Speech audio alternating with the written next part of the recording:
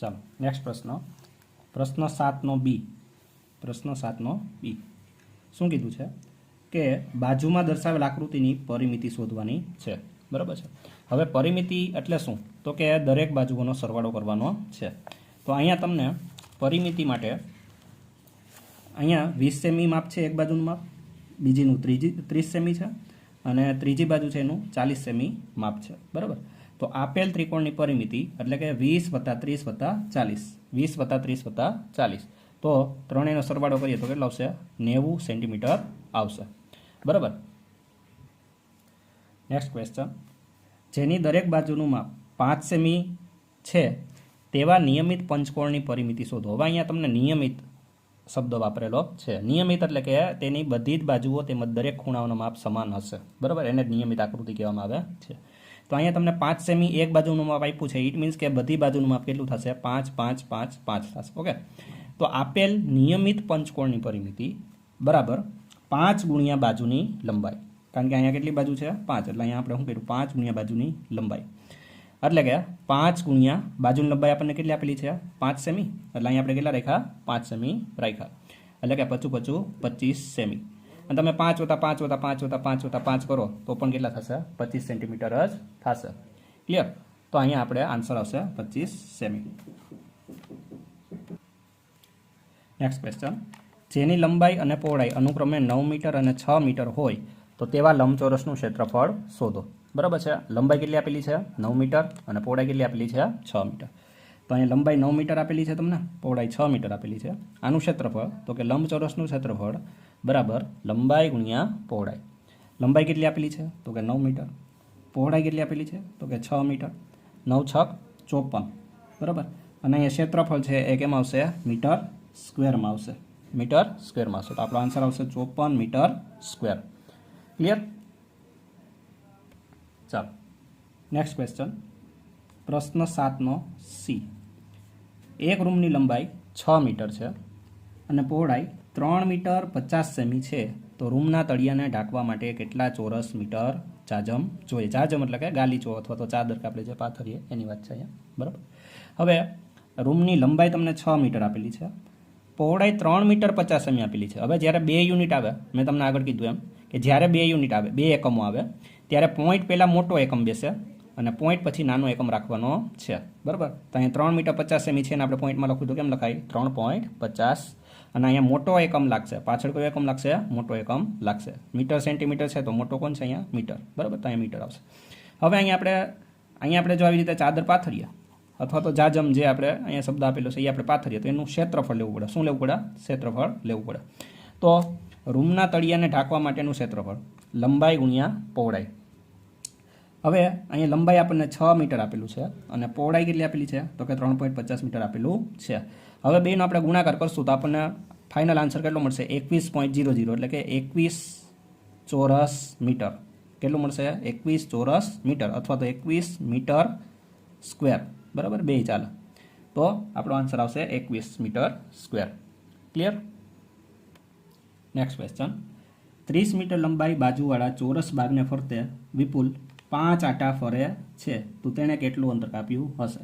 હવે પહેલી વાત તો એ કે આ બાગ છે, બાગ એ કેવો છે? ચોરસ છે. ઇટ મીન્સ કે આની દરેક બાજુના માપ સરખા હશે. 30 મીટર, 30 મીટર, 30 મીટર અને 30 મીટર. બરાબર. હવે આપણે અહીંયા શું કરશું તો પહેલાં એક આટાનું આપણે ગોતી લઈએ કે એક આટો ફરવા માટે એને કેટલું થાય. બરાબર. પછી એને આપણે જે જવાબ આવશે એને ગુણ્યા આપણે કેટલા કરશું? 5 કરવાના છીએ કારણ કે એ 5 આટા લગાડ્યા છે. ઓકે.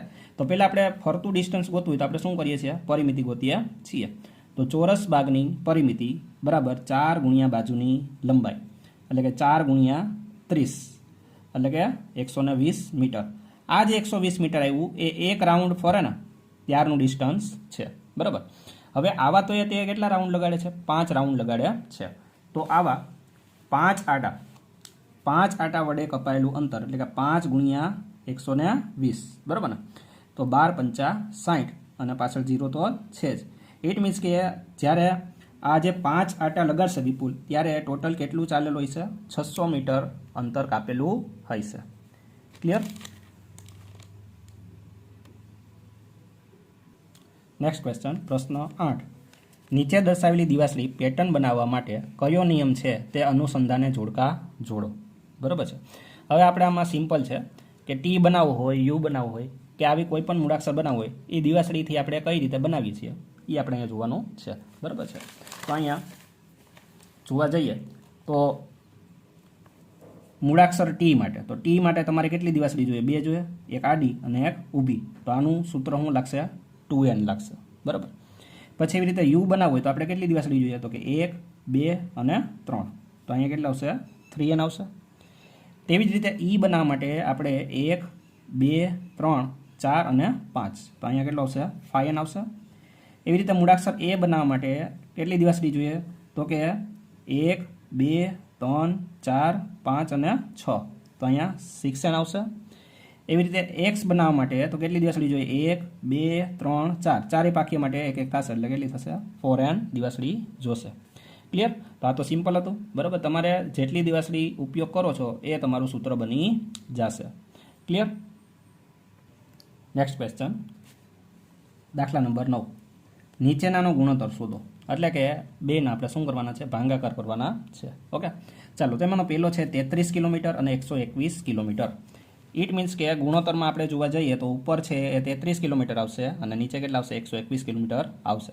બેના યુનિટ છે, બેના એકમ છે સમાન હોવા જોઈએ. ગુણોત્તર લેવા માટે એક વસ્તુ તમારે ખાસ યાદ રાખવાની છે કે પાછલા એકમ છે સરખા હોવા જોઈએ. ના હોય તો આપણે સરખા કરવા પડશે. અત્યારે અહીંયા સરખા છે એટલે કિલોમીટર કેન્સલ થઈ ગયા. 33 અને 121નું રિલેશન શું છે? તો કે બંને છે 11ના પાડામાં આવશે. એટલે કે 11 તેરી 33 અને 11 ગુણ્યા 11 એટલે કે 11 11 121. આપણને ખબર છે કે 11નો વર્ગ કેટલો થાય? 121 થાય. હવે 11 11 આપણે કેન્સલ કરી દઈએ તો ઉપર કેટલા આવ્યા? 3. નીચે કેટલા આવ્યા? 11. તો આને આપણે જેમમાં લખવું હોય તો કેમ લખાય? તો કે 3/11. રેડી? તો આનો ગુણોત્તર આવી ગયો 3/11.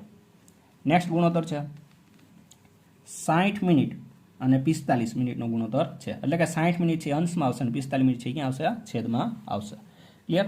તો અહીંયા ઉપર રાખશું આપણે 60 મિનિટ અને નીચે રાખશું આપણે 45 મિનિટ. હવે 60 અને 45 છે એ કોના ટેબલમાં આવે છે? તો કે 15ના ટેબલમાં આવે છે. તો 15 ચોકું 60 અને 15 તેરી 45. 15 15 આપણે ઉડાડી દઈએ તો આન્સર કેટલો આવશે? 4/3. 4/3. ઉપર આવશે એ જેમની પહેલાં આવશે, નીચેનું છે એ જેમની પછી આવશે. ક્લિયર? એ તમને ખ્યાલ હશે જ. ક્લિયર? નેક્સ્ટ ક્વેશ્ચન, 1 મીટર અને 25 સેમી. 1 મીટર અને 25 સેમી છે. તો આપણે આ જે 1 મીટર છે એ ક્યાં આવશે? તો કે લીટાની ઉપર અંશમાં આવશે. જ્યારે સેમી છે એ ક્યાં આવશે? છેદમાં આવશે. બરાબર. તો 1 મીટર અને સેમી છે એમાં તમે જોશો તો મીટર છે એ કેવો છે? મોટો એકમ છે. જ્યારે સેમી છે એ કેવો છે? નાનો એકમ છે. બરાબર. તો અહીંયા મોટા એકમને આપણે નાના એકમમાં રૂપાંતર કરવાનો છે. મોટો એકમ છે એને નાના એકમમાં રૂપાંતર કરવાનો છે.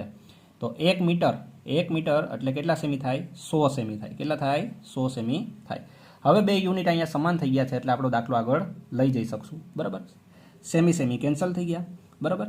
અને અહીંયા આપણે 100 અને 25નું રિલેશન શું છે? તો કે 25 ચોકું 100, 25 ચોકું 100 અને 25 એકું 25. બરાબર.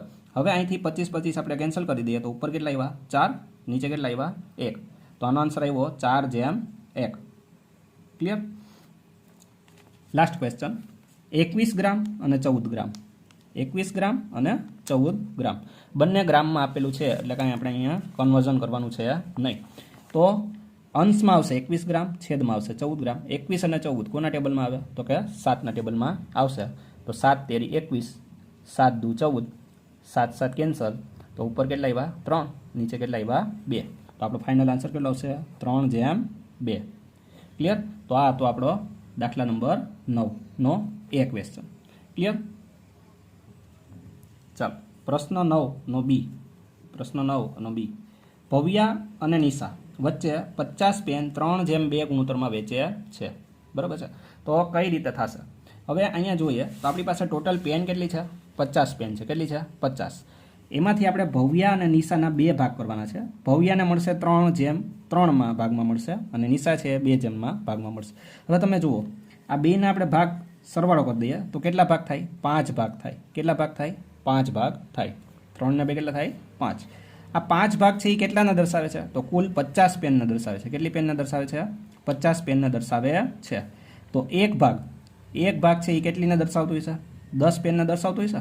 5 ભાગ છે એ 50 પેનને દર્શાવતું હોય તો એક ભાગ છે એ કેટલી પેનને દર્શાવે? 10 પેનને દર્શાવે છે. ઇટ મીન્સ કે અહીંયા આપણે એક ભાગને 10 પેન, તો આવા 3 ભાગ હોય તો કેટલી પેન થઈ જાય? 30 પેન. અને એવી રીતે 2 ભાગ હોય તો કેટલી પેન થઈ જાય? 20 પેન થઈ જાય. બરાબર. તો અહીંથી આપણે 50 પેનના 3/2 ભાગમાં વેચી દીધી. ભવ્યાને કેટલી મળશે? તો કે 30 પેન. જ્યારે નિશાને કેટલી પેન મળશે? તો કે 20 પેન મળશે. ક્લિયર? નેક્સ્ટ ક્વેશ્ચન, 15, 45, 40, 120 સંખ્યા પ્રમાણમાં છે કે નહીં તમારે કહેવાનું છે. હવે જ્યારે પ્રમાણના દાખલા આવે ત્યારે તમારે પહેલી 2 સંખ્યાનો ગુણોત્તર લેવાનો છે અને છેલ્લી 2 સંખ્યાનો ગુણોત્તર લેવાનો છે. 2 ગુણોત્તરના જવાબ સમાન આવે તો કહેવાનું કે પ્રમાણમાં છે, અને 2 ગુણોત્તરના જવાબ છે એ સમાન સરખા ન આવે તો આપણે પ્રમાણમાં છે એમ કહેશું નહીં. બરાબર. તો અહીંયા આપણે પહેલી 2 સંખ્યાનો રેશિયો લીધો, અહીંયા છેલ્લી 2 સંખ્યાનો રેશિયો લીધો, ગુણોત્તર લીધો. હવે 15 અને 45 કોના પાડામાં આવે? તો કે 15ના પાડામાં આવે. 15 એકુ 15, 15 તેરી 45, 15 કેન્સલ થઈ ગયા. તો અહીંયા આન્સર કેટલો આવ્યો? 1/3. સેમ વસ્તુ અહીંયા 40 અને 120 છે, તો 0 0 કટ થઈ ગયા. 4 અને 12 કોના પાડામાં આવે? તો કે 4ના પાડામાં આવે. તો 4 એકુ 4, 4 તેરી 12, 4 4 કેન્સલ થઈ ગયા. તો અહીં કેટલો આન્સર આવ્યો? 1/3. બંને બાજુ આપણને આન્સર છે સમાન પ્રાપ્ત થાય છે. તેથી આપેલ સંખ્યાઓ છે એ કેવી છે? પ્રમાણમાં છે. આપેલ સંખ્યાઓ છે એ કેવી છે? પ્રમાણમાં છે. ક્લિયર? ચાલો લાસ્ટ ક્વેશ્ચન આ પેપરનો. રસના 6 ડબ્બાની કિંમત ₹210 છે, તો 4 ડબ્બાની કિંમત કેટલી થાય? હવે આપણે અહીંયા ત્રિરાશિ જે રીતે માંડીએ છીએ એ રીતે કરવાનું છે. 6 ડબ્બાનું કેટલા રૂપિયા થાય? 210. તો 4 ડબ્બાના કેટલા? 6 ડબ્બાના 210, તો 4 ડબ્બાના કેટલા? હવે આવું જ્યારે આપણે ત્રિરાશિ માંડીએ ત્યારે ક્રોસ ગુણાકાર લાગે, આપણને ખ્યાલ જ છે. તો 4 ગુણ્યા કેટલા થશે? 210. 4 ગુણ્યા કેટલા થશે? 210. અને છેદમાં કેટલા આવશે? તો કે 6 આવશે. છેદમાં કેટલા આવશે? 6. હવે અહીંથી આપણે છેદ ઉડાડીએ તો 2 તેરી 6, 2 દુ 4. પછી અહીંથી આપણે છેદ ઉડાડીએ 3 સત્તા 21, અને 0 તો અહીંયા લાગવાના જ છે. બરાબર. બધું કટ થઈ ગયું. હવે ઉપર કેટલા વિધા? 70 ગુણ્યા 2, તો 70 ના ડબલ એટલે કે 70 દુ કેટલા થશે? 140 રૂપિયા થશે. ઇટ મીન્સ કે 4 ડબ્બાની કિંમત કેટલી થશે? 140 રૂપિયા થશે. ક્લિયર? તો આ હતું ધોરણ 6નું પેપર. જો તમને આ સોલ્યુશન છે હેલ્પફુલ થયો હોય તો તમે અન્ય તમારા મિત્રોને પણ શેર કરજો, તેમજ આ ચેનલને લાઇક, શેર અને સબસ્ક્રાઈબ પણ કરજો. Thank you.